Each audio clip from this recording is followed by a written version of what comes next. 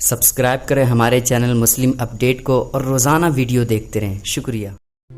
پیارے دوستوں، پرانے زمانے کی بات ہے، پنجاب کے کسی گاؤں میں اشرف بابا کا گھرانہ آباد تھا۔ اشرف بابا خاندان کے بزرگ تھے اور دیکھا جائے تو آس پاس کے لوگوں میں سب سے زیادہ ضعیف تھے، سب سے زیادہ عمر دراز تھے۔ ہر کوئی ان کی بے حد عزت کرتا تھا۔ جہاں ان کا گھر تھا ان کے آس پاس تقریباً 20 سے زیادہ مکان تھے۔ صبح ہوتے ہی اشرف بابا گھر کے باہر پیڑوں کے نیچے اپنا پلنگ بچھا لیتے تھے اور دن بھر اس پلنگ پر بیٹھ کر حقہ گڑگڑاتے رہتے۔ دوپہر کے وقت ان کا کھانا وہیں پر آ جاتا اور اشرف بابا سارا دن ان پیڑوں کے سائے میں بیٹھے رہتے۔ آتے جاتے لوگ اشرف بابا کو سلام کرتے، ان کی خیریت پوچھتے اور چلے جاتے۔ لیکن اشرف بابا کی اس قدر شہرت کی وجہ کچھ اور نہیں بلکہ ان کا کاروبار تھا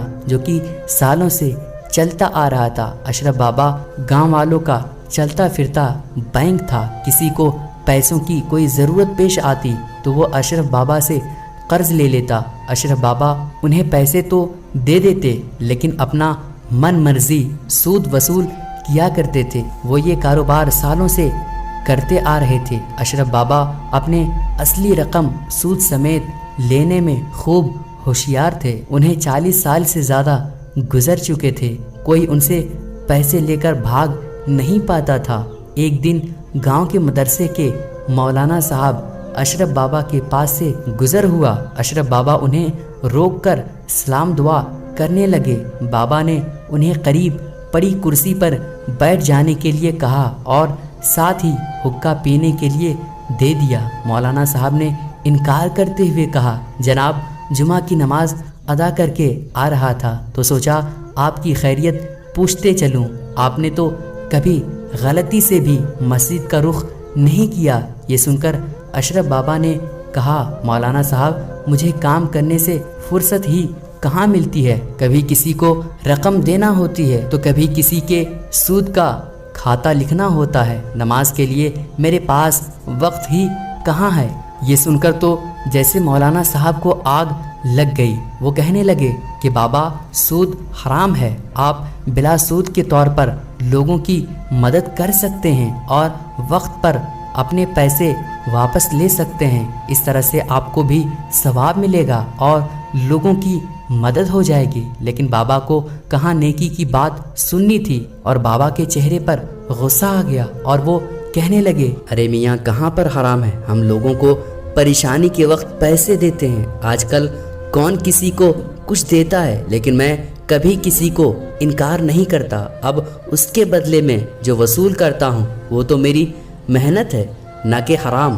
بابا کو آج تک کبھی کوئی خوف خدا یاد دلا نہ سکا تھا تو بھلا گاؤں کے مولانا جی کی کہاں بات چلنی تھی۔ مولانا صاحب کچھ دیر اپنے کھولتے خون کے ساتھ بابا جی کے سامنے بیٹھے رہے، پھر اپنے گھر چلے گئے۔ اگلے دن اشرف بابا کی بڑی بہو ان کے لیے کھانا لائی تو کہنے لگی، ابا جی آج گاؤں کے مولانا صاحب کی بیوی آئی تھی، آپ کے لیے کچھ پیغام دے کر گئی ہے۔ بابا نے جھٹ سے پوچھا، وہ کیا کہتی ہے؟ تو بہو نے بتایا کہ وہ کہہ رہی تھی کہ سود لینا حرام ہے، بابا ہمیں کچھ رقم بلا سود ادھار دے، عید الفطر کے بعد میری 2 بیٹیوں کی شادی ہے، ہم ادھار کی رقم بقرعید کی چاند میں لوٹا دیں گے۔ بابا کو یہ سن کر بڑا غصہ آیا اور وہ بڑبڑانے لگے، ہمارے پاس کوئی مفت کے پیسے نہیں جو جب چاہیں کسی کو دے دیں، اس لیے مولانا صاحب بھی میرے پاس آئے تھے، ان سے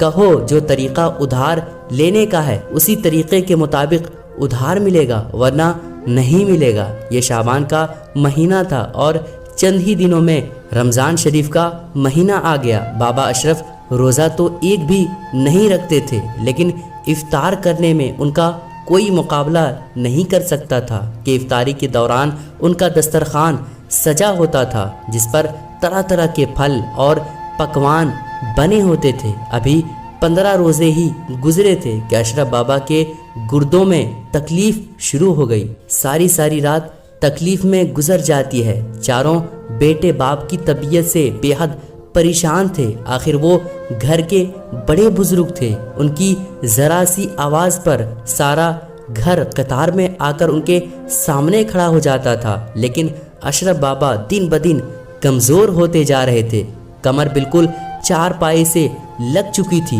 بابا کا پلنگ اب دن رات گھر میں رہنے لگا تھا، اب تو ان میں بیٹھنے کی بھی طاقت نہ رہی تھی۔ ایک دن اشرف بابا نے اپنے چاروں بیٹوں کو اپنے پاس بلا لیا اور انہیں کچھ دیر سمجھاتے رہے۔ پھر ان کے بیٹے نے اپنے باپ کے پلنگ کے پاس مٹی کھودنا شروع کر دی۔ کچھ ہی دیر میں کمرے میں 4 گڈھے کھود لیے گئے اور چاروں گڈھوں میں سے تقریباً 3-3 فٹ کی گہرائی میں سے 4 پوٹلیاں نکلی۔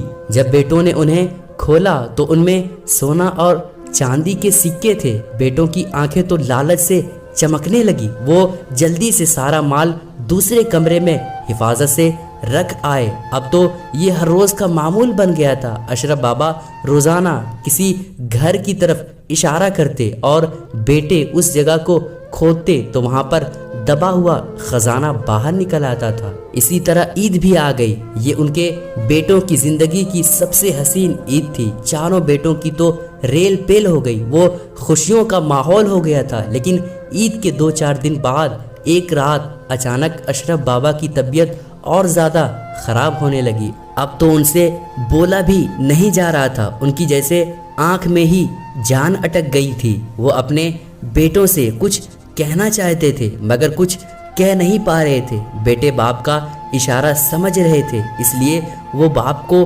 چارپائی سمیت اٹھائے پورے گھر میں گھما رہے تھے کہ ہمارے باپ کب کس طرف اشارہ کریں اور ہم اس جگہ کو کھود کر خزانہ نکال لیں۔ جیسے ہی بیت الخلاء کے سامنے سے گزرے تو اشرف بابا کو جیسے موت کے فرشتے نظر آنے لگے، ان کی آنکھیں باہر کی طرف ابلنا شروع ہو گئی۔ اچانک یہ سب کچھ چھوٹے بیٹے نے دیکھ لیا اور زور زور سے بولا کہ بابا کا اشارہ بیت الخلاء کی طرف ہے۔ سب نے چارپائی کو وہیں چھوڑ دیا اور بیت الخلاء کی طرف بڑھے اور بیت الخلاء کو توڑ پھوڑ کرنے لگے اور پیچھے کی دیوار کی طرف سے اب تک کا سب سے بڑا خزانہ مل گیا۔ سارے کا سارا گھر خزانے سے بھر گیا اور سارے گھر میں خزانہ بڑھ گیا تھا۔ اسی دوران اشرف بابا کا انتقال ہو گیا۔ اگلے روز اشرف بابا کا جنازہ بھی ہو گیا۔ 2 دن کے بعد گاؤں کے کسی شخص نے بتایا کہ اشرف بابا کی قبر میں بڑا سوراخ ہو گیا ہے اور اس میں سے کالے رنگ کا ایک بہت بڑا سانپ منہ نکالے باہر بیٹھا ہے۔ یہ خبر پورے گاؤں میں آگ کی طرف پھیل گئی۔ ان کے خاندان سمیت پورا گاؤں اس خبر کی تصدیق کرنے اپنی آنکھوں سے دیکھنے آیا اور دیکھا کہ واقعی وہ وہاں پر بہت بڑا سانپ موجود تھا جو بابا کی قبر کے سوراخ میں سے اپنا فن باہر نکالتا اور اس کے بعد اندر چلا جاتا۔ یہ سانپ اشرف بابا کے لیے آزاد تھا جو انہیں ساری زندگی رشوت اور سود خوری کی وجہ سے ملا تھا اور اشرف بابا کو ہر روز ہر وقت پریشان اور تکلیف دیتا تھا۔ پیارے دوستوں، امید کرتا ہوں کہ آج کی ویڈیو آپ لوگوں کو بہت ہی زیادہ پسند آئی ہوگی۔ پسند آنے کی صورت میں ویڈیو کو لائک کرنے کے ساتھ اپنے کچھ قریبی لوگوں تک اور رشتہ داروں تک اس ویڈیو کو ضرور شیئر کریں تاکہ وہ بھی رشوت اور سود خوری کے بارے میں جان سکے اور ہمارے چینل کو بھی سبسکرائب کر لیں۔ پھر ملیں گے کسی اچھی ویڈیو کے ساتھ، تب تک کے لیے خدا حافظ۔